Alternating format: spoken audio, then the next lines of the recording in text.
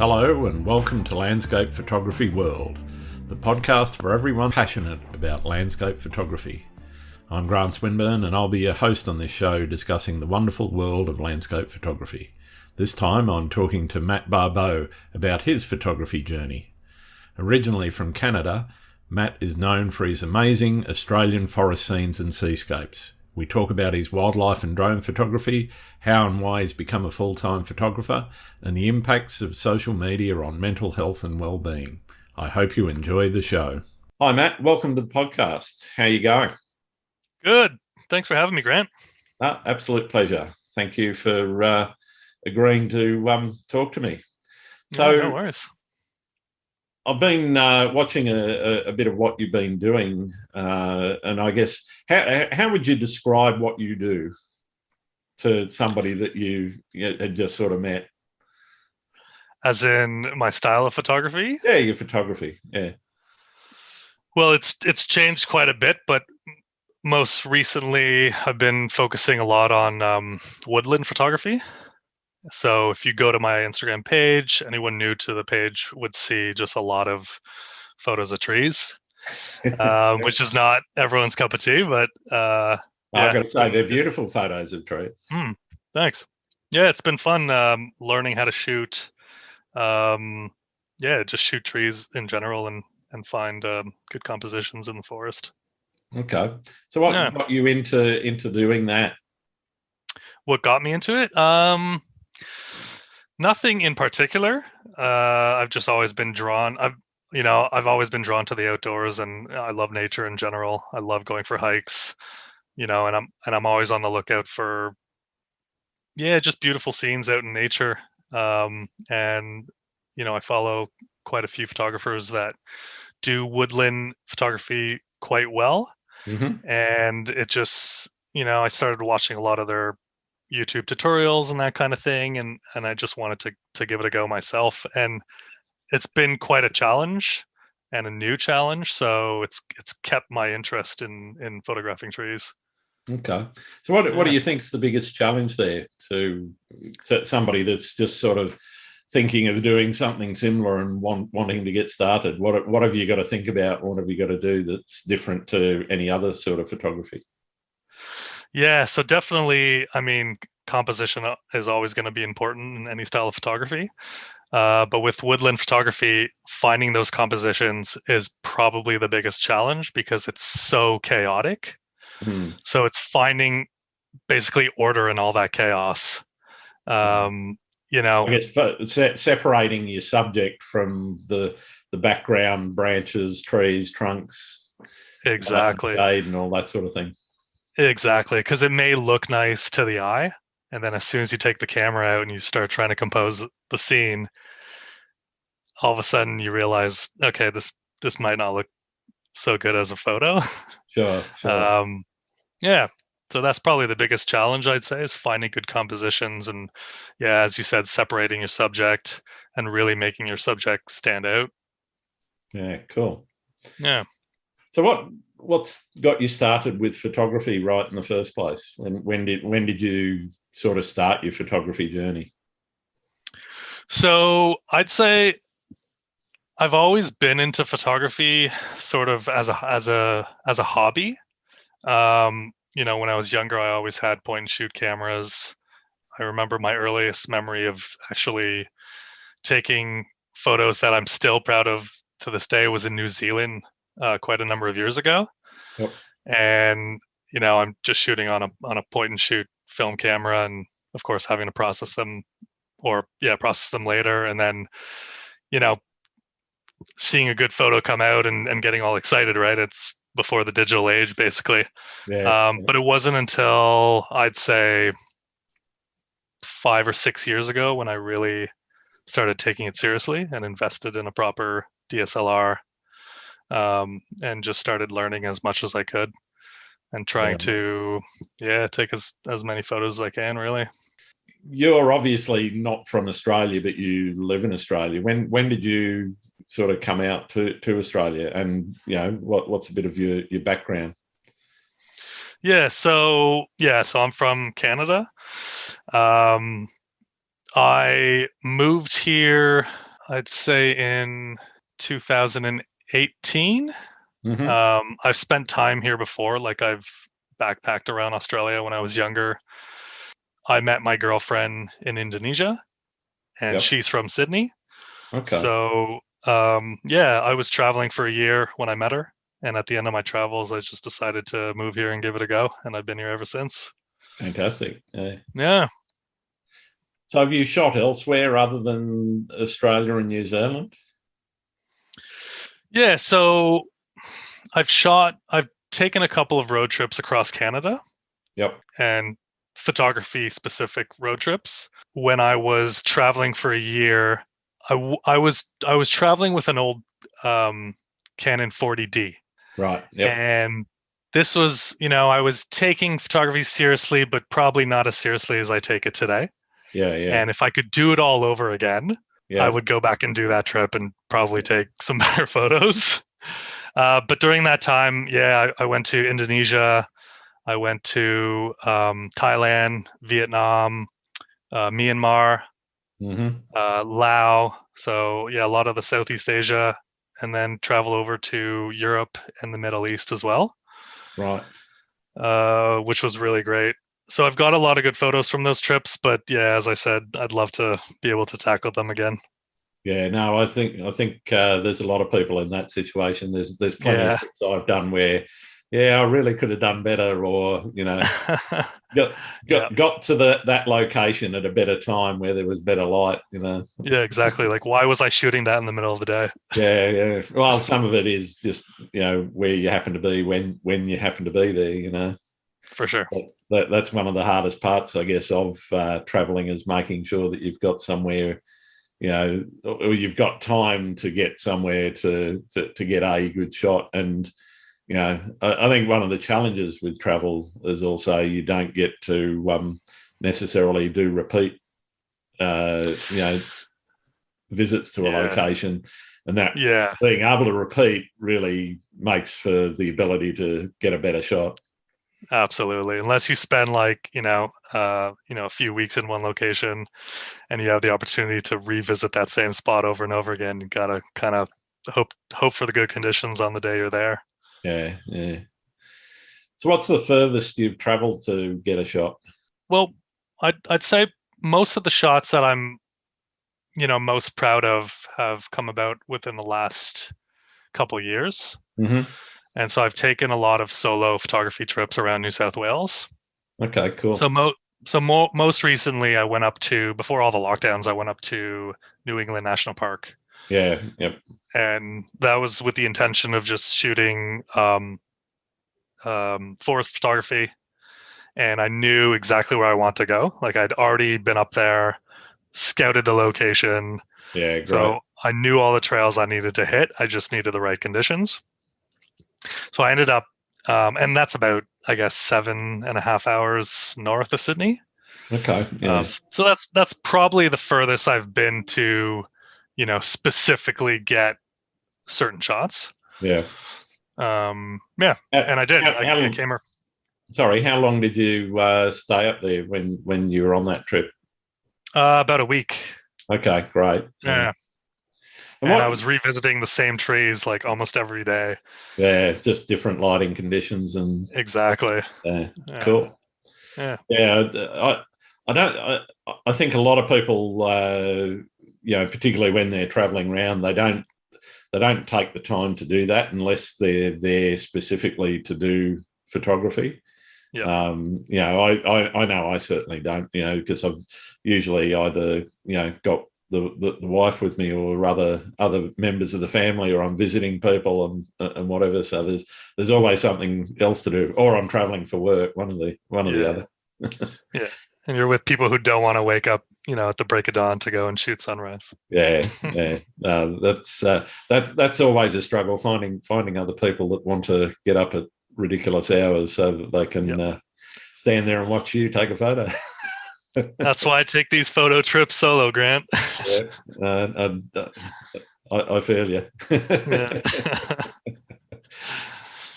So, how much you say you obviously knew the trails, etc. How much planning went into that trip or a similar sort of trip, how much planning would you put into that before you even sort of get in the car and go out?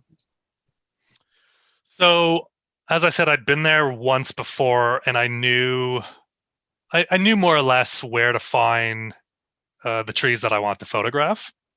Sure. And it kind of took a little bit of, you know, I sort of had an idea where I was going, but I had to do a quick hike when I was up there to make sure that they were located where I remembered they were. Yep. But the only planning I could really do from Sydney was try to pin those locations. Yeah. Right. Yeah, go back online and see if I can, find any information with some images. But that's really it. Like, I'd only been there once before, so it was basically, okay, I'm going up there with the intention of finding these trees and photographing them in sort of my ideal conditions, and hope for the best. And I basically stayed about an hour away from the national park. So every morning I was up at like 4:30. Yeah, to get there for sunrise. Yeah, to get there for first light, exactly. Yeah. So really, yeah, there wasn't really that much planning that I could do, other than when I was up there and just sort of scout it out again. Sure. But I lucked out and I found them fairly quickly, and I knew I can just go back every day. Yeah, no, that's great. I think it's fantastic if you can really sort of lay out that broad plan and then work it through as you get there, because you're never going to know weeks ahead what the conditions are really going to be like. Whether you're going to get fog, whether you're going to get clear blue skies.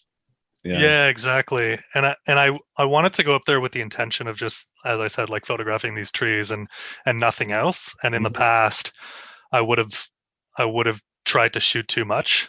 Yeah. Like, there were a couple mornings where I was driving up and the light was looking amazing. Yeah. But I was nowhere near where I wanted to be. Right.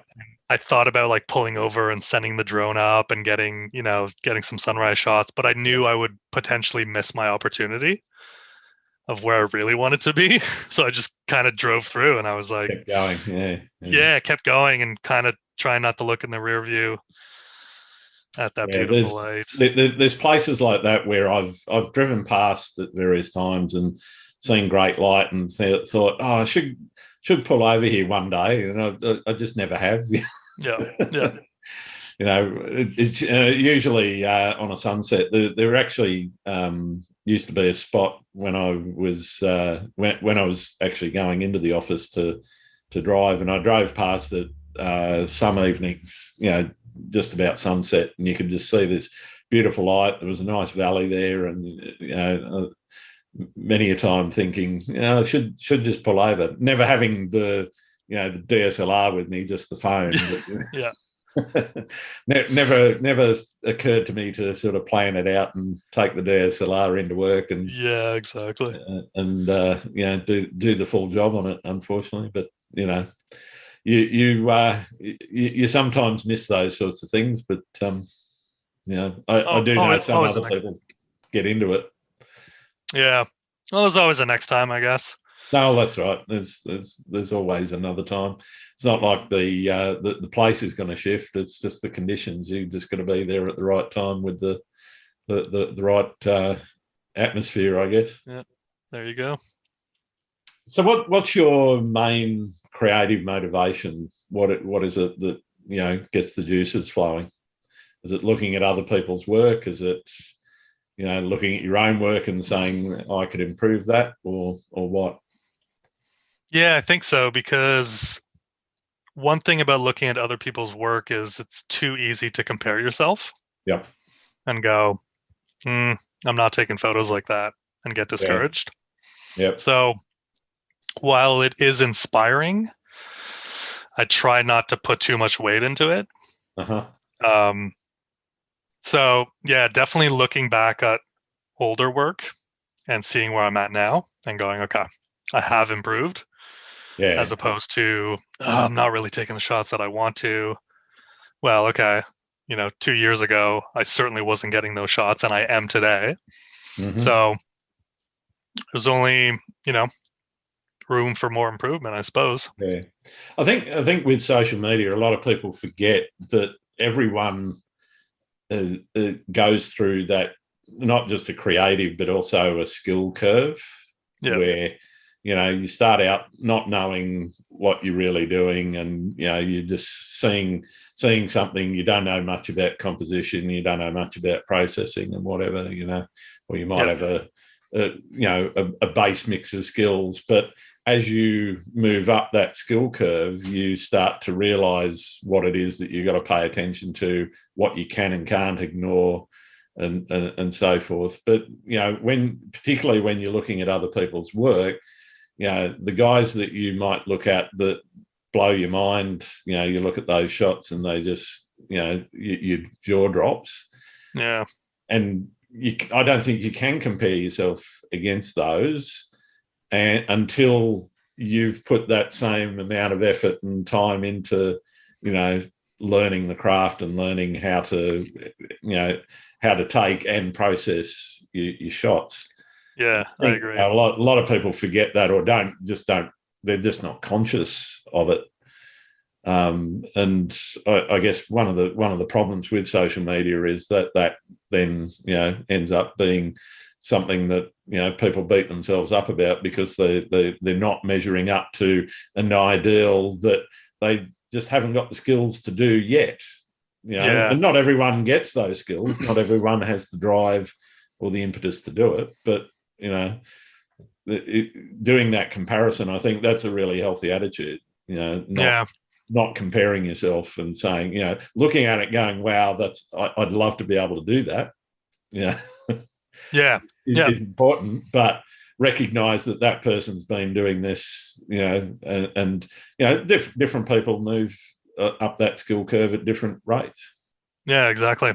And at some point they were where you're at, right? Exactly. Everyone has to start somewhere. Exactly. Yeah. And nobody's doing it in a week or a couple of days. Yep. It's taking a few years. What is the measure? 10,000 hours. There you go. To master a skill. So yeah, exactly. Some people will put that 10,000 hours into a year. Other people won't. Yep. And so knowing where you are and knowing what you've got to do to improve, and look at your own work and look at the improvement from where you started to where you are now, I think is a much healthier way of looking at it. And it's too easy, I think, when you're first starting out and you're on social media and you're looking at all these other people, it's too easy to fall into sort of that same trap of trying to do too much. Yeah. Right. And you're trying, maybe too many styles. You're trying to, edit in a certain way. Yeah. And then you're editing one image differently from, the next image. And there's no, I guess after a while, that's how you develop your style, right? Once there's a bit of cohesion across all the photos. Yeah. No, I think you're absolutely right there. So with lockdown and everything, when was the last time you actually went out to shoot? Was it that trip up to the forest up there in New England?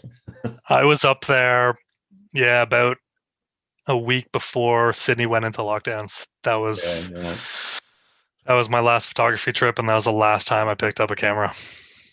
Yeah, I've taken all the batteries out of mine so that they don't start going off.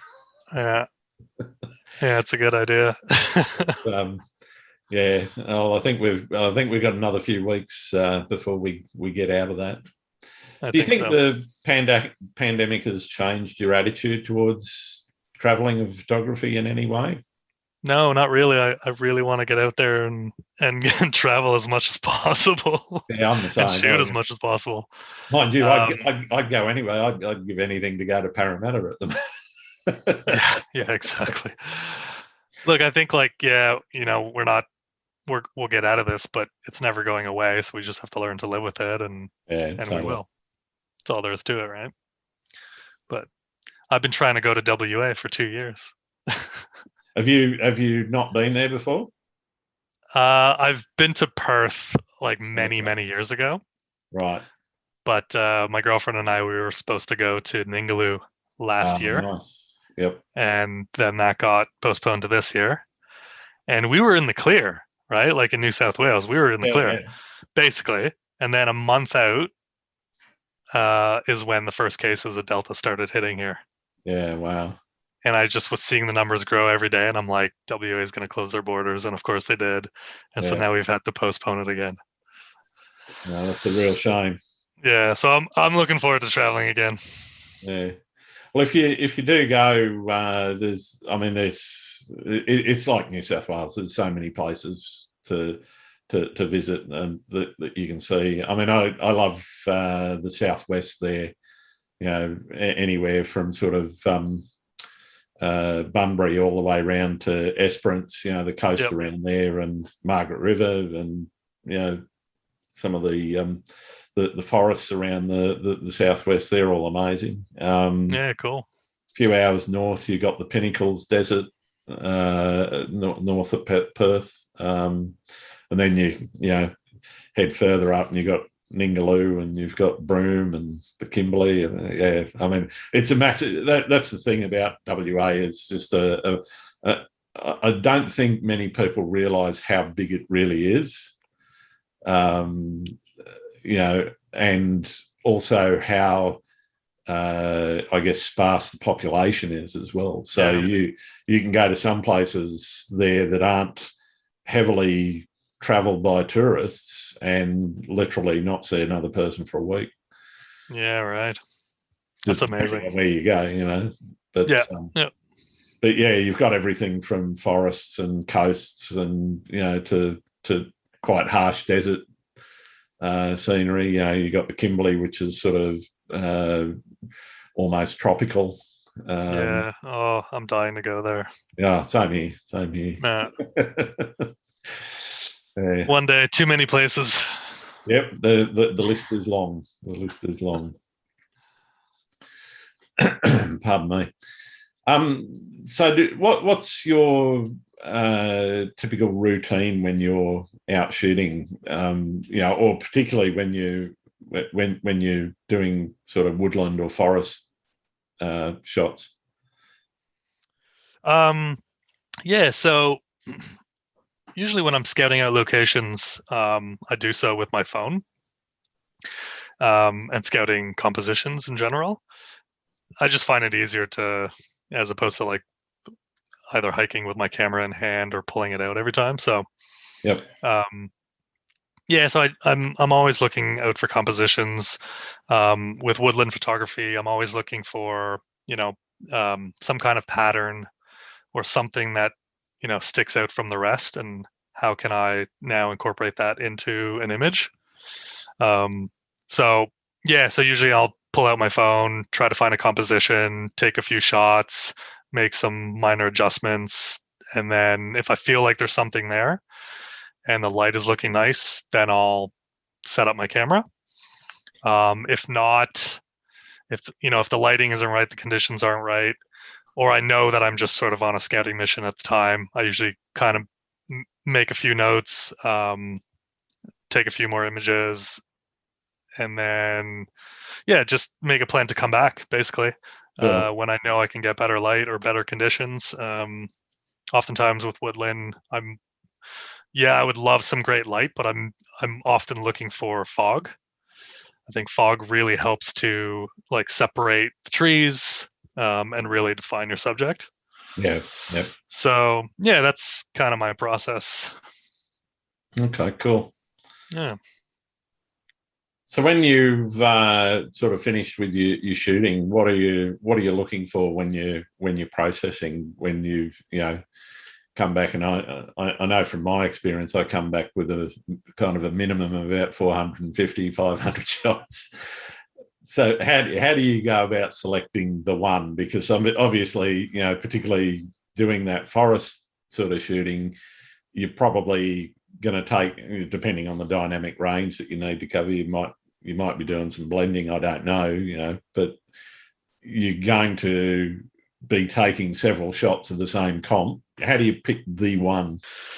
So as you said, in terms of blending, I do bracket most of my shots.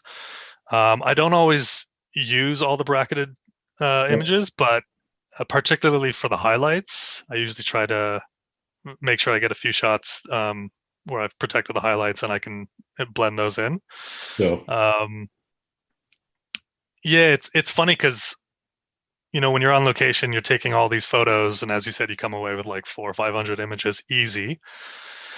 With woodland in particular, I can look at a photo and go, okay, I don't like this particular branch that's sticking out of the frame that I didn't see before. Right. Maybe I spot it on location, and if I do, I don't try to disrupt the nature in any way in terms of like, I'm not trying to like bust off any branches or anything like that or rip roots out. That's but good. If I can, if I can sort of use my hand to sort of, tuck it away out of frame while taking the shot, then I'll do that. Sure. Right. So then later on, it's not bugging me so much. But if I missed it and I happen to spot it, in post, I immediately, I don't even start working on those photos. Wow. Okay. And I just move on to the next one. You don't even try cloning them out or anything like that. It's just no. Unless it's a composition that I'm really excited about, right? Then I won't bother. And it also depends on how hard I feel the cloning process will be. Yeah, that's true. That's true. Yeah, I guess with woodland, it can get a bit complex there. So you're not seeing sort of repeating patterns and whatever, which you see some bad cloning efforts and those repeating patterns here, and you kind of go, oh.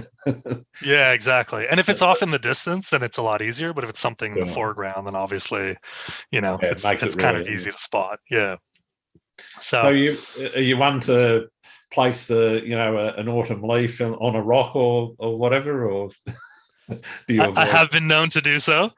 I have done that, haven't they? I have done that. Yeah, exactly. And I mean, look, it seems pretty tedious probably to a lot of people, but oftentimes in those scenes, not that I'm trying to rip out roots, as I said, or like break off any branches, but if there are loose branches in the scene, I will clean up the area. Yeah. Because it's easier than cloning out. If I feel that they're a distraction, I will pick them up and just picking up a branch and moving. It's much easier than getting out the cloning brush. Yeah, no. Yeah, exactly. Yeah, and I can, and there's been some images where after I put them into Lightroom, I realized like I didn't do that. And, having them side by side with an image or a composition that I have done that with, I'm easily going for that photo. Yeah, right. Like, that's my preferred comp for sure, because already I can tell there's very few distractions, or fewer distractions, I should say. Yeah, and I guess with woodland, that's really the main thing that you're trying to avoid is those distracting elements that creep in either to the corners or the edges, or in the foreground in particular, as you say. Background, you can probably you can hide them a little bit better with clever processing. You can bit of dodging and burning is your friend there, I guess. Yeah. Oh, absolutely. And it's so easy to get distracted with those kind of photos. Sure. So yeah. So when you're processing, you exclusively in Lightroom, or you a mix of Lightroom and Photoshop, or I do a mix of both. Bracketing, it would have to be a mix, wouldn't it? Yeah, I do a mix of both. I usually start it in Lightroom, and I do like minor adjustments in Lightroom, and when I move it over to Photoshop, if I need to blend images, that's where I do it. All my dodging and burning I do in Photoshop. Yeah, right. And then I finish everything off in Photoshop. Yeah. I'm Photoshop only, mainly because I've pretty much always shot RAW, and Adobe Camera Raw basically has, I think, just about everything that Lightroom has except for the library element. Yeah, yeah. And I actually just use Windows Explorer as my library. Oh, really? Yeah. Well, I know each shoot is a separate folder in a particular pictures set. So yeah, I name them and date them by the location and the month and year that I took them. Unless, of course, I go there twice in a month, which is unusual for me. But okay. so I've done it. But then I might have a second folder, which will be March 2 or April 2 or whatever, Yeah. But then all I do is just drag and drop them straight into Photoshop, Camera Raw, make nice. minor adjustments there, and then into Photoshop for the most of my processing. That's because I bracket a lot. Yep. Shooting sunrises in particular, it depends on the conditions. I don't always bracket. Well, and again, like you, I don't always use all of the brackets that I take. Sometimes it's just a single shot. Sometimes it's 2 or 3. Sometimes it's 5. Yeah. Yeah. It's good to have those extra exposures just in case. Yeah, well, it really helps also in low light when you are you want to deal with avoiding noise, and I find that for me it's easier to bracket and blend and keep your ISO as low as possible. I rarely move the ISO dial at all when I shoot. It's normally stuck on 100. And I'll only really move it if I'm doing something where high ISO is. I just can't get a shot otherwise. Yeah. Yep. And so I kind of have I guess an inbuilt dislike to noise in the shadows. So yeah, I'm always taking at least a couple of overexposed just so that I've got the detail in the shadow, and then I can sort of blend that in, and I can always darken that, so that even though somebody might just see a almost black area in the shot, I know there's no noise there. Yeah. Makes you feel better. Yeah. But yeah, I mean, it also depends. I do that mainly if I'm printing. If I know I'm going to print the shot, then I'll make sure that there is no noise, because nothing worse than printing noise. It just looks horrible when you got the output. Do you do much in the way of printing or not? No, not really. I just don't know enough about it. I don't, to be honest, it sounds funny, but I don't really trust my monitor. It's not properly color calibrated. Anytime I've tried to do any test prints, the colors are always off, the brightness is always off. Yep. So I just don't. Yeah, I don't trust it enough. Like I feel like there'd be a lot of trial and error. Sure. But I'd like to. I think it's important too. Yeah. No, I got myself a calibrated monitor and then a monitor calibration tool that I now can't live without, because I do print a lot now. And particularly when I've gone for quite a few large format prints recently. And when you're blowing an image up and that it's going to be 1.5 or a metre wide, and a metre tall or whatever, that you kind of got to make sure that you've gotten rid of all the blemishes, because because it's going to show. Yeah, and you've got to make sure that the best thing is obviously having a really good relationship with your printing guys as well. Quite often I'm on the phone to them saying, all right, I got an order I want to do with you, and this is kind of how I want it to look. And they, so I send them the image, and they then sort of will give me a bit of a test print, just a small scale one that I can sort of get a look at. Okay. Which really helps. But working with the print guys makes a big difference. I also do quite a few books, which I don't. They're just through what's it called, Blurb, I think. Blurb. Okay. Yeah. So that's one of those. I mean, there's lots of them about. You basically, you can just bundle up a bunch of photos. You can actually just hit a button and it'll organise them into the pages, and then you hit buy and it'll tell you what it'll cost, and you print it, and a week later it turns up on your door.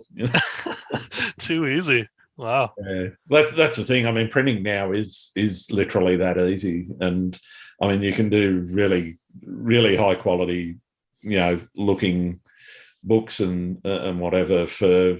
I mean, depends. If you put a lot of images in, it'll be much more expensive. But you can pick one up for about $40-50. Okay. With 40-50 pages in it, and it's just really nice to have. It's better than the old school photo albums, anyway. Yeah. I think. So, when you're working with the guys at the printing house, do they normally get back to you and say, like, okay, you should probably brighten it up or darken it or whatever? Well, they'll do some of that themselves. So they obviously have monitors which are calibrated to the printer. Yeah. But if you've got a black block, that they can't get rid of, and they want you to lighten it, they're not going to edit it. They're going to say, right. Okay, can you give us a slightly brighter, shot of that? But okay. Just because there's not enough detail in that area, or it depends on what it is. I mean, if it's if it's a really dark night shot that is obviously going to have some blacks in it, but it just depends on how your blacks can just sort of block out, and they become just you lose the separation, you lose the detail. Sure. So, it depends on if there's detail in that area or not. If it's if it's a night sky and there's no stars in that sort of part of the sky or whatever, and it's just black, they're probably not going to worry too much about it. Not that I print too many like that, but But I think for anyone wanting to do printing, the relationship you have with your print mob is probably very important to make sure they know what you're looking for. And I've been really impressed with the guys that I've worked with. The Frame Shop. Okay, where are they based out of? They're in Roselands, so they're a local company. Cool. I've also done some with New Lab down in Melbourne, and they're excellent as well.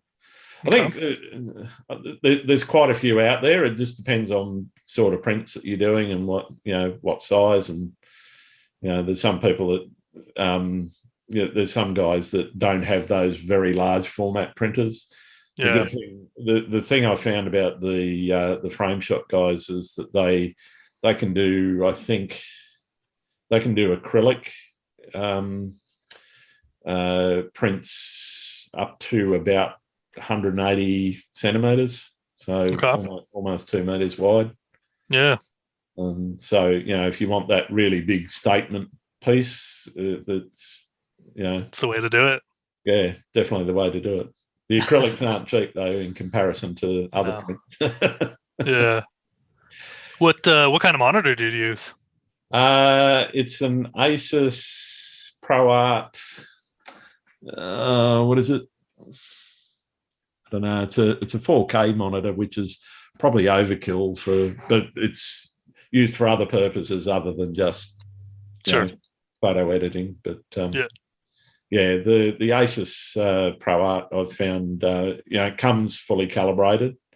I think there's a new model out. So the one I've got is 34 inch, I think, which allows you to and because it's 4K, you can zoom right in, get really good detail.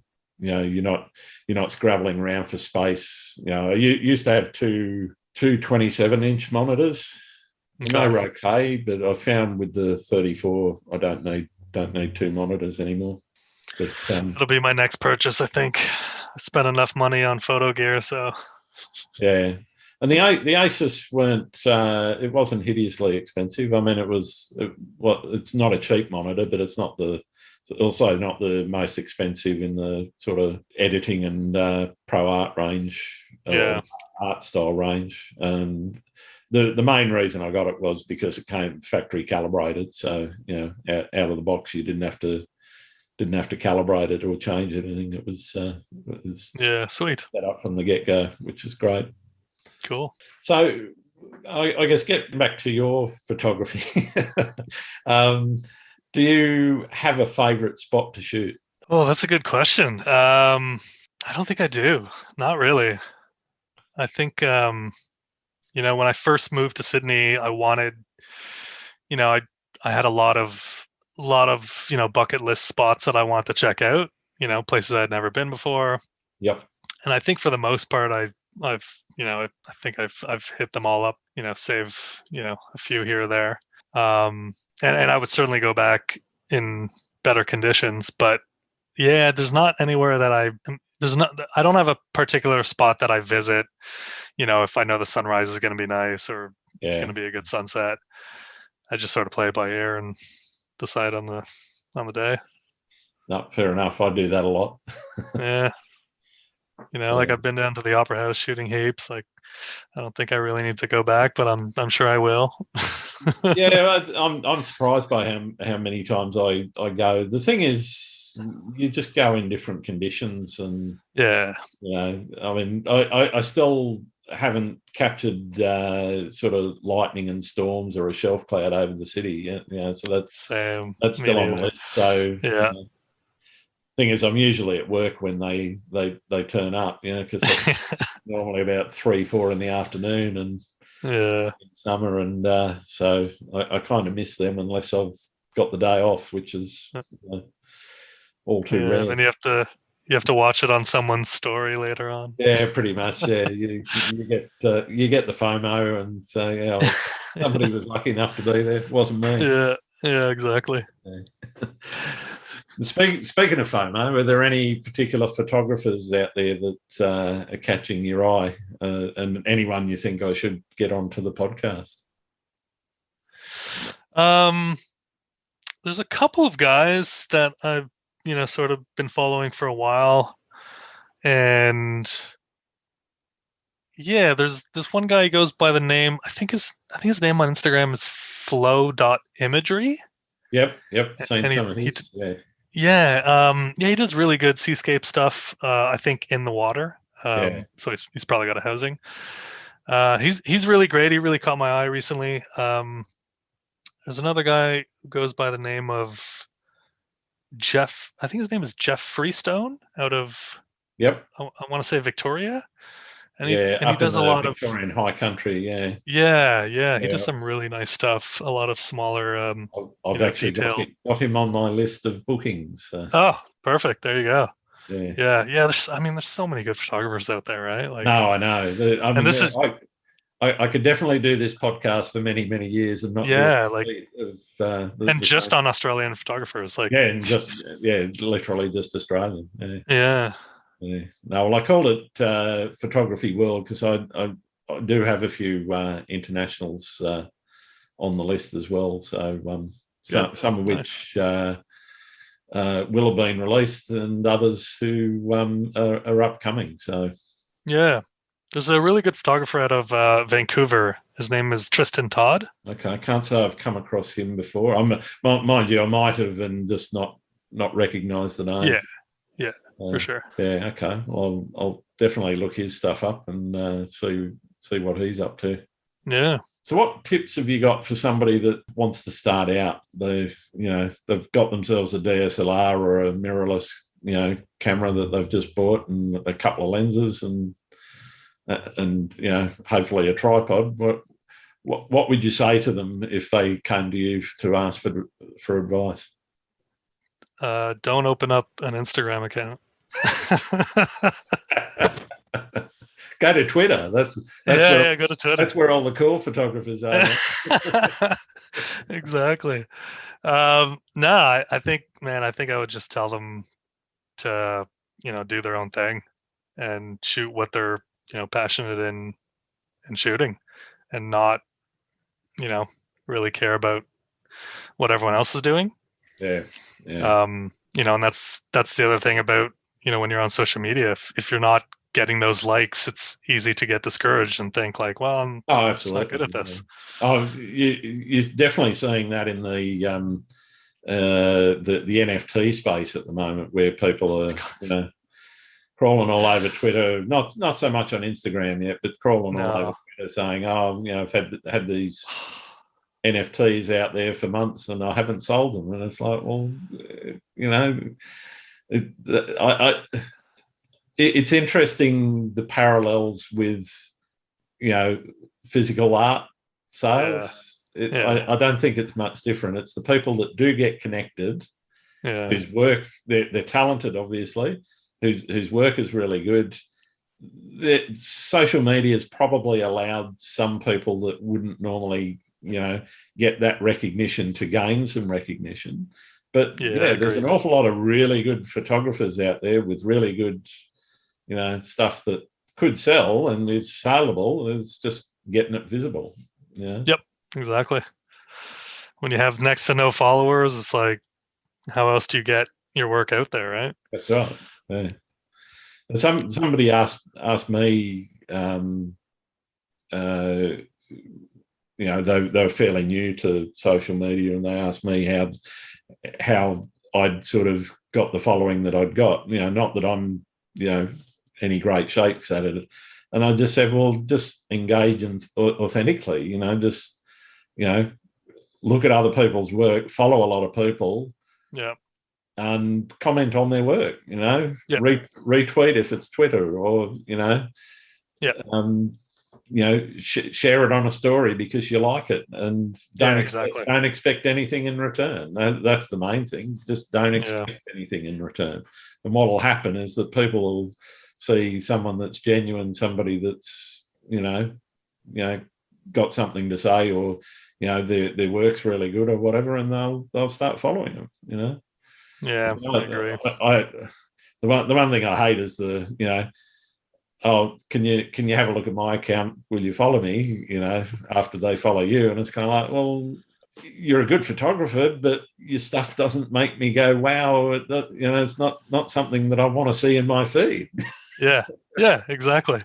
I think great photography for what it is, but it's it might be somebody's close-ups of flowers or flies or whatever. And I'm absolutely nothing against macro photographers or flower photographers or whatever. That's their thing. Yeah. Just not my thing. Yeah, nothing wrong with that. Exactly. I think some people still adopt the model of, well, if I follow you, surely you're going to follow me back. Yeah. When people follow me that don't like anything before following me, I'm immediately sus.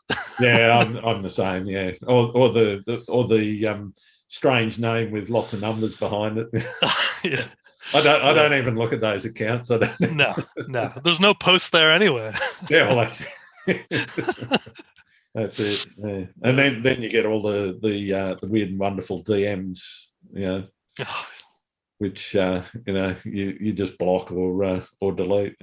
Yeah, I got one recently, and the person was just like, "Hi," and I was like, "Oh, okay." And I looked at the account, and it was, I think she worked in like finance, and I want to say like cryptocurrency, and I just thought, she kept beating around the bush and slowly working her way through the conversation. I just remember thinking, working to a script. Hey, where's, like, when are you going to give me the pitch? Like, when are you going to give me the sales pitch? Like, out with it already. Yeah. Or the like in the post which says DM us for promos. I love them. Yeah. I've started responding to a few of them saying why. Yeah. I was gonna respond to a couple because I never had a get few an answer DMs. though. It's Yeah, you for your don't. own amusement. But I had one where it was like, oh, we think we took a look at your page. We think you would be great for our product, and it was like promoting like fitness attire. Yeah. And I wanted to reply and be like, really? Like, what? Why do you think I would be great for this? Yeah. Why do you think my photos of trees would match your brand? Exactly. It's because of all the portrait photos that I put on my account of people wearing fitness gear. Makes no sense. No. I guess some of them. It's a business model. It's a strange business model. I'd rather work with people that I like and admire, and there's a cohesiveness between brands. If I was running a business, it'd be like, well, yeah, it needs to have a tie-in. Yeah. And look, I get that it's like a bot just like sending out all those messages, but it'd be so much better to hear from someone going like, look, I know you don't shoot portraits, I know, but your stuff is pretty good. Like, would you consider doing that? And we'll, we can work together. It's like, okay, I can respect that. Yeah, that's right. That's right. All right. So if you weren't a photographer, what would you be? Oh boy, good question. Well, I used to work in the wine industry back in Canada. Okay. So I sort of fell into that, and while I love drinking wine, I wasn't too keen about working in the industry. Getting into photography was really, just starting fresh and trying something different. And even though, I love to shoot landscapes, I know the likelihood of being a full-time professional landscape photographer is, chances it's a tough market slim. to get into. It's a tough, exactly. So I got into other forms of photography. So on the side, I shoot weddings and I shoot some underwater stuff as well. Yep. So that's, being a photographer is sort of the other thing that I wanted to do. And so if I got out of it now, your guess is as good as mine.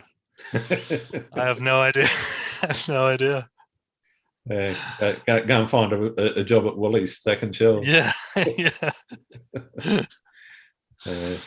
I'm sure your skills would be well above shelf stacking anyway. Yeah, I hope so. Never mind. All right, I've got one last and the most important question. Do you like pineapple on pizza? Absolutely not. No, you're a no. Are you a yes? I'm a neutral. You're a neutral. If it's there and there's not much else, if I was ordering one, Hawaiian wouldn't be it. No, God no. If there's Hawaiian there and there's nothing else, I'd eat it. Nah, it doesn't even deserve to be on the table. I know it's very non-traditional. It's a very polarizing subject. Look, I love pineapple, but I also love pizza. Yeah. And they just don't go together. It's just, I'm sticking to it. Oh, fair enough. No, I'm not going to change your mind, and I'm not going to try. I'm not here to try. I'm just here to explore the world's most important questions. I like it. All right. Well, thanks so much for taking the time out, Matt. It's been fantastic having a chat to you, and no worries. Really, really pleased to spend some time with you. Where can people find your work? Just on Instagram. So Toose52, TOOSE52. Okay, cool. Yeah, that's the best place. Twitter as well. It's just, I think it's just barbeau.matt. Yep. Which is a pretty new account, so that's why I don't remember my profile name. All right, no worries. All right, well, thanks again, Matt. And no worries. Thanks a lot, Grant. Really appreciate it. Hope to bump into you sometime out shooting. Absolutely. I know what you look like now. Yep, definitely. All right, Grant. Thanks a lot, man. No worries. Thanks again for listening to Landscape Photography World. I hope you enjoyed the show, and keep listening because I'll be joined by some great guests in upcoming episodes. You can find my work and this podcast at grantswinburnephotography.com. I'm also on Instagram, Twitter, and Facebook. I'm Grant Swinburne. Hope to see you out shooting soon.